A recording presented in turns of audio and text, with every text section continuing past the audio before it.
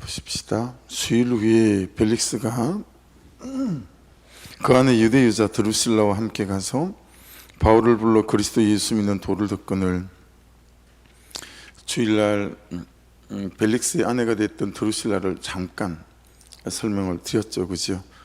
헤롯 대왕의 손녀라고 시리아의 정력 결혼을 갔다가 이혼을 하고 되돌아온 그런 드루실라라고. 근데 여러분 좀 더 세밀하게 살펴보면 벨릭스는 항상 자신의 신분이 과거의 노예였다라고 하는 것들이 항상 발목을 잡고 또 마음에 찜찜하고 뒤에서 사람들이 수군거린다는 사실들을 알고 있었어요. 이게 컴플렉스였었죠. 극복이 잘 안 되는 거죠. 이게 신분이니까요, 출생이 그러니까요. 이것을 결혼으로 해결을 해보려고 2번이나 이미 결혼을 했던 사람이었어요, 벨릭스는. 근데 이때 완전히 자신의 신분을 잘 세탁해 줄 수 있겠다 싶은 드루실라가 눈에 들어왔었어요. 근데 여러분 이때 드루실라는 시리아 아메사라고 하는 지역에 아지주스라고 하는 왕이 있었는데요, 그 왕의 아내였었어요. 그러니까 이미 다른 왕의 아내였던 드루실라가 눈에 들어온 거죠, 벨릭스에게. 그래서 벨릭스가 많은 돈과 또 로마 황실의 권력을 뒷배로 해서 이 드루실라를 유혹하게 되었습니다. 그래서 이미 결혼해서 남편이 있던 드루실라를 유혹해서 부정하게 그렇게 관계를 갖고 그리고 자기의 아내가 되게 만들었던 이제 그 여인이 드루실라니까 벨릭스도 그러하고 이제 드루실라도 그러하게 이제 가정을 이루게 되어졌다라고 하는 걸 보면서 이제 벨릭스를 좀 더 들여다볼 수 있게 되어지죠. 25절 보십시오. 바울이 이제 그런 그에게 3가지를 말합니다. 의와 절제와 장차 오는 심판을 강론하니 벨릭스가 두려워하여 대답하되 지금은 가라. 내가 틈이 있으면 너를 부르리라 하고 26절 동시에 또 바울에게서 돈을 받을까 바라는 거로 더 자주 불러 같이 이야기하더라. 오늘 본문에는 벨릭스에 관해서 다 나와요. 여러분 왜 바울에게 돈을 받으려고 계속 이렇게 불러내고 복음을 듣는 척 했을까요? 우리가 지난 본문에 보면 17절에 바울 사도가 벨릭스 앞에서 뭐라고 여러분 얘기하냐면 이렇게 얘기합니다. 여러 해 만에 내가 민족을 구제할 것과 재물을 가지고 와서, 한 사람에게 아니라 민족과 예루살렘에 심각한 이제 가뭄 이런 게 있었잖아요. 그래서 여러분 정말 많은 지역에서 구제연금을 모았어요. 그러니 여러분 벨릭스 생각에 민족을 구하고 그리고 예루살렘을 구할 정도의 돈을 모아왔다면 이거 자기한테도 콩고물이 떨어질 것 같은 거죠. 그래서 계속 호의를 가지고 있는 것처럼 불러내서 말씀을 듣지만 사실은 마음은 딴 데가 있었던 거죠. 여러분 조금 비약일 수 있겠으나 예수를 믿고 하나님을 믿고 복음을 믿고 따라가는 우리 입장에서 이렇게 벨릭스 같은 속내도 좀 있을 때가 있지 않을까요? 그게 이제 기복에 기반을 둔 이제 그런 우리의 신앙과 믿음이었던 적이 있지 않습니까? 그죠? 그런 중심이 벨릭스에게 있었다라고 하는 거예요. 27절 이태가 지난 후 밑줄 그어 나누십시오. 이게 중요하게 오늘 말씀을 이해하는데 도움이 되는 부분이에요. 이태가 지난 후 보르기오 베스도가 벨릭스의 소임을 이어받으니 벨릭스가 유대인의 마음을 얻고자 하여 바울을 구려하여 두니라. 사실 이거는 이제 과거형이라 구려하여 두었다 뭐 이렇게 보는 게 맞겠죠. 자, 이런 베스도는 좀 몇 가지로 드러나죠. 하나는 돈이에요, 그죠? 바울 사도를 계속 돈, 이걸 좀 어떻게 자기가 또 가지려. 여러분 총독 정도면 꽤 많은 돈을 가지고 있었을 터임에도 불구하고 끊임없이 벨릭스를 밀어붙이고 벨릭스를 주장하고 벨릭스를 통치하는 건 돈이라는 사실을 알 수 있어요. 자, 2번째는 뭐예요? 사람들로부터 인정을 받는 거예요. 인정 욕구. 제 전공 과목인 평판 중독. 인정 중독, 사람들의 시선, 사람들의 평가, 사람들로부터 내가 괜찮은 사람이라고 말해야 하니까, 그죠? 그래서 목장 나눌 때 자기 수치를 잘 드러내지 않고, 그죠? 항상 내 남편 문제 없어요, 내 아내 문제 없어요, 내 자식 문제 없어요, 우리 부모님 문제 없어요. 조금 생각해 볼 여지 있어요. 네, 그게 정말 문제가 없는 건지, 그냥 사람들로부터 나에 대한 그 어떤 것들도 수치가 드러나는 것들을 내가 싫어해서, 그것이 사람들의 시선과 인정 욕구에 기반되어져서 내가 그러고 있는 건 아닌지,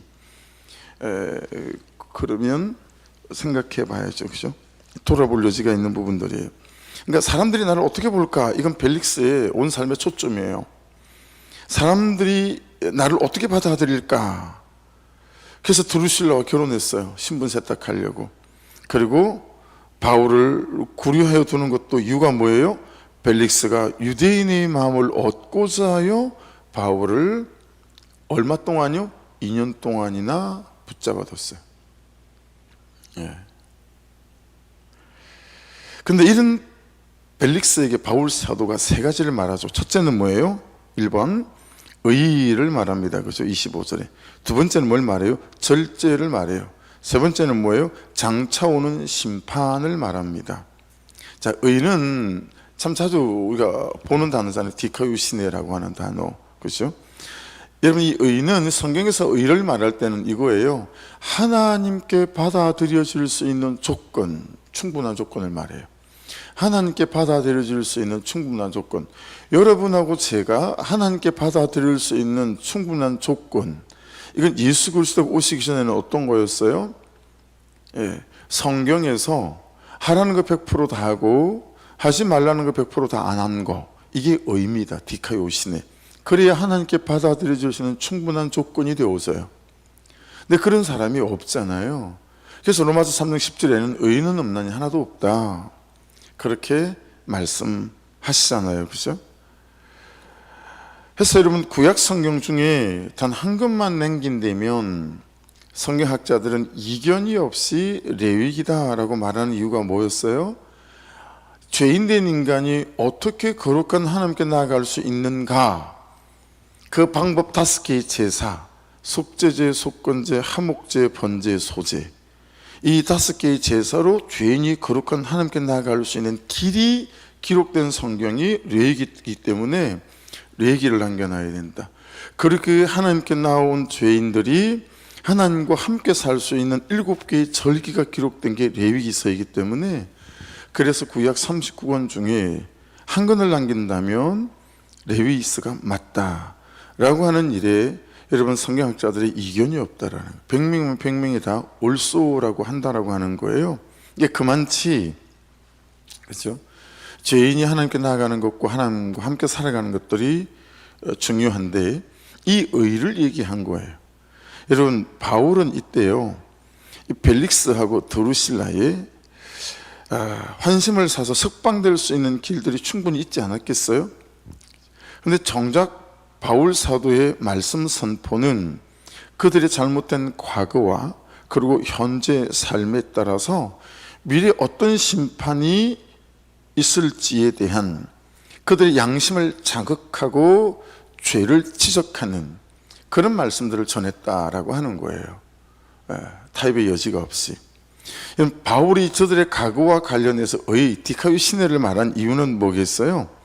벨릭스가 노예 출신이고 황제의 후광을 입어서 돈으로 사서 총독이 된 이런 불법적인, 그리고 자신의 유익을 위해서 수단과 방법을 가리지 않고 돈을 모아왔던 삶, 뭐 이런 것들을 말하는 거겠죠. 한편으로는 죄를 보게 하는 것이었고, 또 다른 한편으로는 어때요? 그런 우리가 예수 그리스도의 십자가 대속의 은총으로 하나님께 받아들여졌다라고 하는 의를 말했을 거라고 봅니다. 그렇지 않겠어요? 당신이 이렇게 사람들에게 인정받으려고 하는데 그게 당신의 의가 되는 게 아니라, 우리는 예수 그리스도로 말미암아 하나님 앞에 의롭게 여겨지는 거예요. 이 이신칭의와 이신특의를 말하지 않았을까? 여러분, 절제는 앵크라테이아라고 하는 단어인데요, 여러분, 이 드루실라가 이미 다른 남자의 아내로 있음에도 불구하고 그를 유혹해서 부정한 관계를 맺고, 그리고 그 드루실라를 자기의 아내로 삼은, 여러분 여기에 대하여 절제해야 한다, 옳지 않다라는 걸 말한 거겠죠. 그래서 여러분 제일 세 번째 마지막은 심판을 말합니다. 장차 오는 심판, 크리마라고 해요. 오늘 이 삶은 내가 어제까지 살아온 내 삶을 받아든 결론이다 도 있지만, 계속 이렇게 산다면 정말 해와 달과 별이 떨어지는 하나님의 심판을 받게 될 거다라는 경고도 있겠죠. 그런 크리노, 심판을 세 번째 결론으로 바울 사도가 벨릭스에게 말했다라고 하는 것입니다. 자, 근데 여러분 벨릭스가요 두려워는 해요. 근데 뭐라고 말하죠? 다시 보실래요? 지금은 가라. 내가 동그라미 틈에다 동그라미를 치고 별표를 한 두세 개 해놓으세요. 내가 틈이 있으면 너를 부르리라. 여러분 여기에 틈은 놀랍게도 카이로스라는 단어예요. 이해를 갖고 계시죠? 카이로스, 하나님이 개입하시는 때 이런 거잖아요. 자 보세요. 헬라어에는요 시간에 대한 용어가 세 개가 있어요. 전체 큰 시간, 시작됐을 때부터 그 다음에 시간이 언제 끝날지 모르지만 그 끝까지, 이 시간의 개념을 아이온이라고 합니다. 아이온. 이 아이온이라고 하는 영원히 있는 시간 아이온 속에 크로노스라는 시간이 있어요. 이 크로노스는 지금도 흘러가고 있어요. 이렇게 이게 크로노스예요. 흘러가는 시간, 이걸 크로노스라고 하거든요. 근데 이 크로노스 안에 무슨 시간이 하나 더 있냐면 카이로스라는 시간이 있어요. 그러니까 아이온 안에 그냥 흘러가는 크로노스라는 시간이 있고, 이 크로노스 안에 카이로스라고 하는 시간이 있어요. 자, 근데 이 카이로스도 두 가지로 나눠요. 하나님께서 뛰어들어오는 시간, 우리가 카이로스라는 이해를 갖고 있잖아요, 그렇죠? 근데 이 카이로스를 어떻게 두 개로 나누냐면, 한 가지 카이로스는 이런 겁니다. 사람의 역사예요. 사람의 역사. 사람이 만들어가고 주장하고, 그래서 사람이 만든 역사, 이걸 세속사라고 하죠. 세속사라고 하는 카이로스, 인간의 역사가 있어요. 그런데 하나님께서 개입하시고, 하나님께서 계획하시고, 하나님께서 뛰어들어오시고, 그래서 하나님께서 완성해가는 한 사람의 시간, 한 민족의 시간, 이것들을 구속사라고 합니다. 여러분 카이로스는 두 가지로 나눠지는 거예요. 하나는 인간의 세속사라고 하는 카이로스와 하나는 하나님의 구속사라고 하는 카이로스, 이렇게 나누어지는 거죠. 하나님께서 내 인생에 뛰어들어오시는 때, 하나님께서 내 인생에 개입하시는 때, 어떻게 보면 개인의 종말, 민족의 종말, 우주적인 종말, 예수께서 처음에 오셨을 때, 그렇죠? 그리고 예수님께서 재림하실 때, 이 전부 다 카이로스예요. 하나님의 카이로스, 구속사라고 하는 거죠. 구속사. 그래서 이 끝없이 흘러가는 물리적 시간인 크로노스, 이 시간 속에서 카이로스로 이루어지는 하나님의 역사, 그게 다 뭉쳐져서 구속사인 거죠. 그러니까 내가 내 본의로 살아가는 세속사에 편성되어져서 흘러 떠내려가고 있는지, 아니면 거기에서 뛰어나와서 하나님의 구속사라고 하는 거기에 몸담고 그 하나님의 구속사를 따라 하나님 제가 어디 있을까요?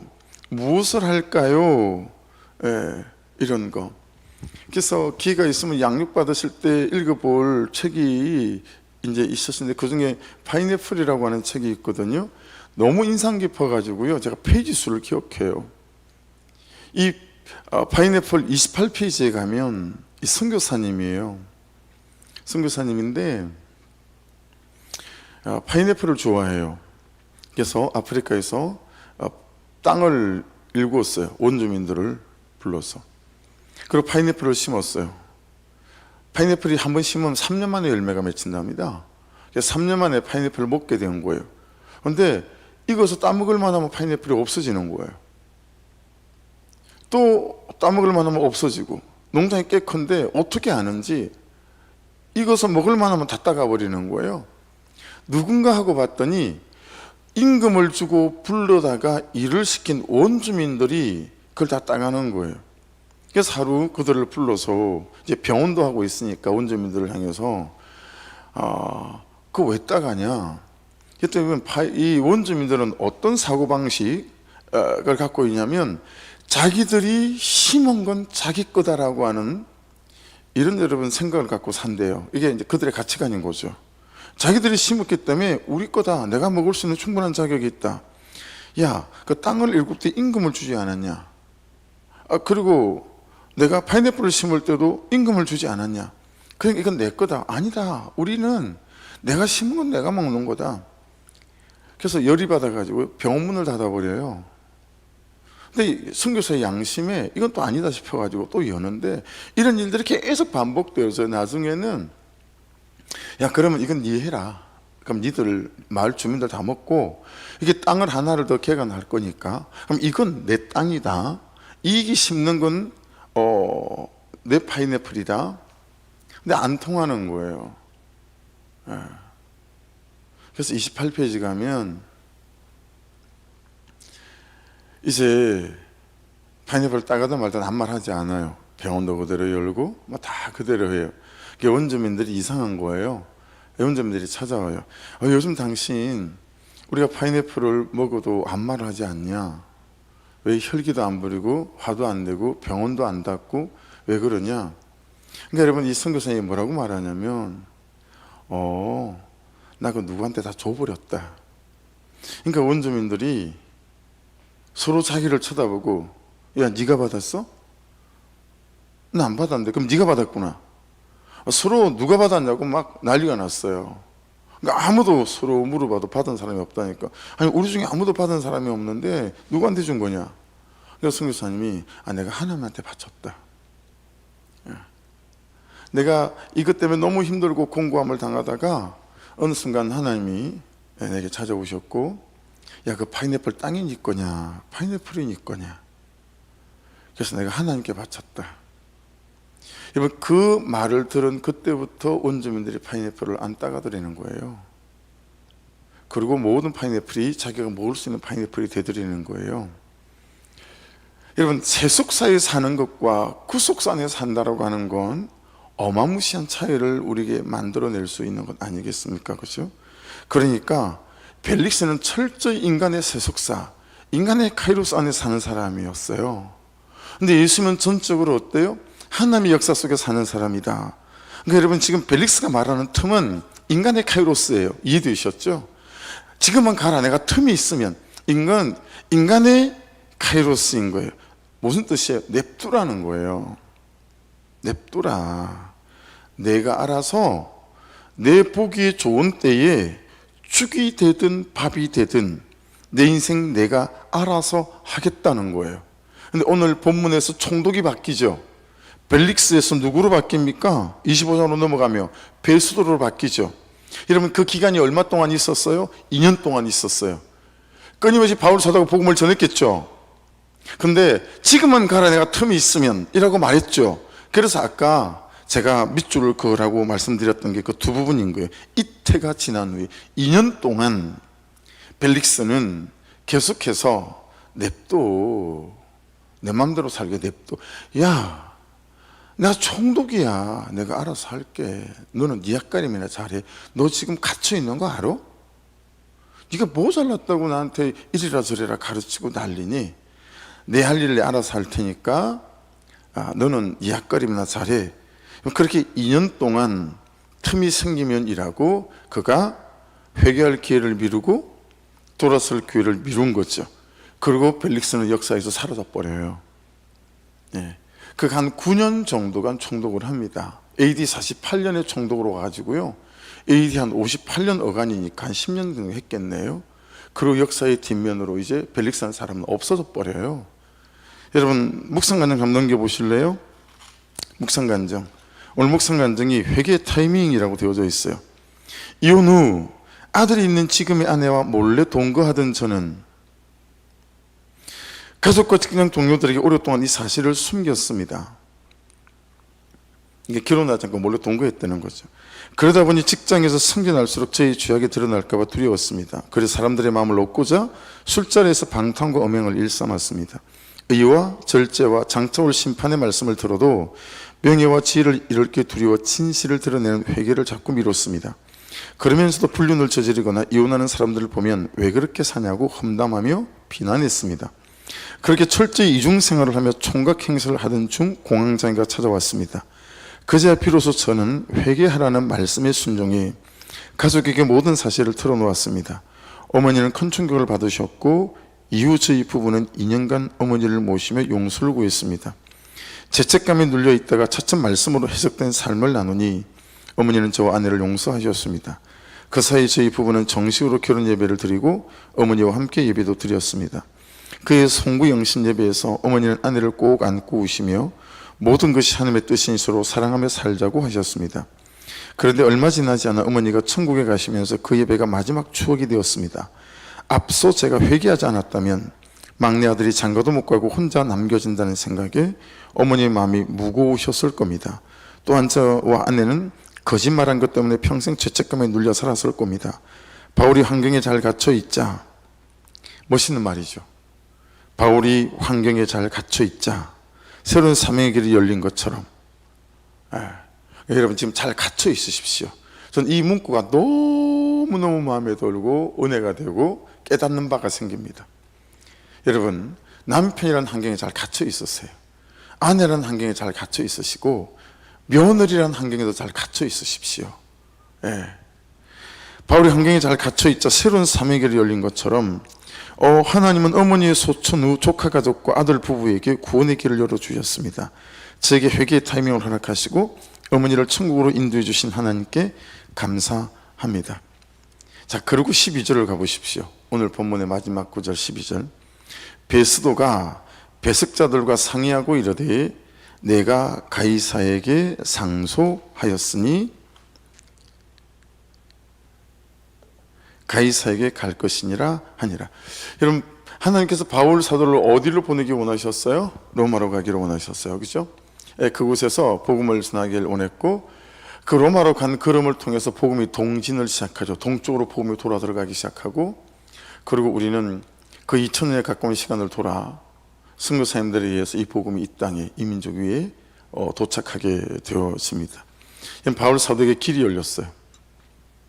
그죠? 잘 감옥에 2년간 갇혀 있었더니 베스도가 왔고 그리고 길이 열립니다. 마침내 로마로 가는 길을 하나님이 여십니다. 묵상 간증은 여러분 그 길이 참 좋아 보이는 길이죠. 그런데 바울 사도의 로마로 가는 길은 꽃길이 아니었습니다. 황금마차 타고 가는 길도 아니었습니다. 제수의 신분으로 압송되어져 가는 거고 우리가 아는 대로 배가 난파되어져서 죽을 고비를 넘겨가며, 하지만 그 와중에 다 뭐가 있어요? 그렇죠? 그 와중에 기적들이 있죠. 그리고 그렇게 로마에 입성하게 되어지고 바울 사도에 의해서 놀랍게도 로마는 황실에부터 복음화가 시작되어지고, 여러분 이 걸음이 오늘 열리잖아요. 우리가 아는 AD 313년 로마 콘스탄틴 황제에 의해서 기독교가 로마 국교로 정식으로 이제 인정을 받는, 로마의 황제가 예수님을, 기독교를 국교로 삼는 그런 때가 오기 시작하죠. 길이 열렸어요. 근데 길이 열리는데 그 길을 가고 밟고 가는 바울 사도에게는 꽃길 아니고 황금마차 아니고 그가 또 감당하고 감수해야 될 시간과 여정이 있었습니다. 사랑하는 여러분, 그랬지만 온 세상에 복음을 전하는 놀라운 길이 되어지죠. 하나님께서 우리를 꽃길만 인도하실지도 모르고 황금마차를 타고 가게 하실지도 모르지만, 하나님께서 우리로 가고자 하는 그곳에는 우리를 통해서 복음을 들어야 하고 또 함께 하나님의 카이로스, 이 구속사 안으로 초청해야 될 사람들이 있기 때문에 우리를 그렇게 부르신다라는 사실을 꼭 유념하셔서, 사랑하는 여러분, 지금의 상황과 현실에 잘 갇히며 성실과 진실함으로 기쁨으로 잘 감당해내는 하나님 부어주시는 은혜가 있기를 주의 이름으로 축복합니다. 그리고 시작할 타이밍이면 시작하십시오. 멈출 타이밍이면 멈추시고, 회개할 타이밍이면 회개하시고, 용서를 구해야 될 타이밍이면 용서를 구하시고, 감사할 타이밍이면 감사를 하셔서, 그 힘이 부족하고 알긴 알겠는데 못하겠으면 목장 공동체 같이 말에 중보하며, 여러분 그 때를 구해서 이 타이밍이, 하나님이 역사하시는 타이밍을 놓치지 않는 저도 되고 여러분도 되셔서 끊을 것들을 끊어내고, 멈출 것들을 멈추고, 그리고 시작할 것들을 또 시작하셔서 사랑을 시작하시든 감사로 시작하시든 미움을 끝내시든 성실을 시작하시든 이 타이밍이 절대로 늦는 법 없이 또 미루는 법 없이 지금은 가라, 내가 틈이 있으면 이라고 말하는 벨릭스의 우를 범하지 않도록 2년 동안 그러고 있었음에도 결국 그의 끝은 뭐예요? 그의 끝은 총독에서 해임되는 거였습니다. 그리고 역사의 뒤안길로 사라지는 거였습니다. 저와 여러분은 이 하나님의 세속사 안으로 뛰어들어가시는 이 하루 이 새벽 우리의 삶의 출발점 될 수 있기를 주의 이름으로 축복합니다. 우리 주여 한번 부르고 같이 기도하시면서 오늘 말씀 붙잡고, 아버지 하나님, 하나님의 타이밍 안에 내가 서게 도와주옵소서. 지금은 가라, 틈이 있으면 하고 미루지 않도록 도와주시옵소서. 수요일날 수능입니다. 목요일날 수능입니다. 우리 도윤이 또 혜린이 그리고 성주가, 또 성주는 베이스 전공이에요. 이렇게 성주가 참 쉽지 않아요. 이게 대학마다 한 명 이렇게 뽑거든요. 한 명, 뭐 2명 뽑는 데가 잘 없어요. 그래서 작년에 성주는 서울예전에 갔더니 베이스 입학하겠다고 온 사람들이 전부 다 30대 40대들이더래요 20대는 자기 혼자였대요. 그만큼 들어가기 쉽지 않아요. 기도해 주시고, 그리고 우리 도윤이도 3수째잖아요. 자기가 갈 만한 실력이 되는데 갈 만한 학교에 못 가가지고 안타까움으로 그러고 있고, 기도해 주십시오. 긴장이 되는 것 같아요.